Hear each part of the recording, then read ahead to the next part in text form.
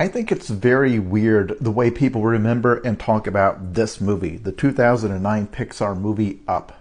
Basically, the only thing I ever hear anyone talk about is the emotionally devastating first 10 minutes, where it's basically a long montage of this couple's life together. They meet as children, they get married, they grow old, and then she passes away.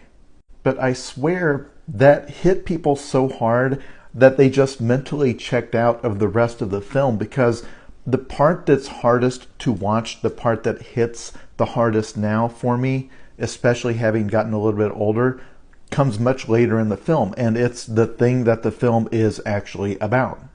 So the passing of Carl's wife is the instigating incident in the plot. That's what causes him to tie thousands and thousands of balloons to his house to float away. He does this because when his wife was alive, she was an aspiring adventurer and always wanted to go to a particular spot in South America, and he is going to take her there. But of course, he's not actually taking her there. She's gone. He is taking the house and his memory of her. And it is once they arrive that it starts to hit you what the movie is doing, because they get to a point where they cannot fly the house anymore.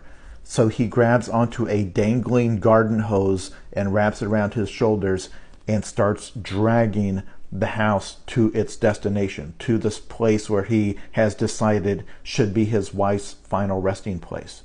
And you watch as he gets more and more tired and broken down, dragging this house through this terrain, dragging his grief, the memory of the life that he had. And along the way, all of these magical, wacky characters come into his life, and this crazy plot unfolds, but at every step, he pushes them away because he is too busy dragging his grief through this wilderness. And when the villain comes along, he doesn't threaten Carl, he threatens that house. He tries to burn it down at one point.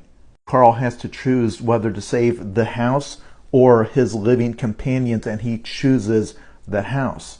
His clinging to his grief and hauling it around like a weight on his back becomes not just a burden to him, but to everyone else, everyone who depends on him.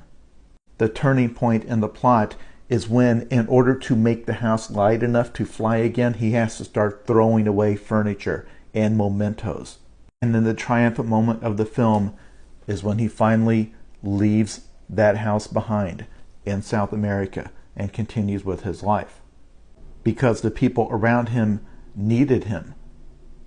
And you realize that when you lose someone, you lose them twice. You lose them when their body dies, and then you lose them when you finally let go.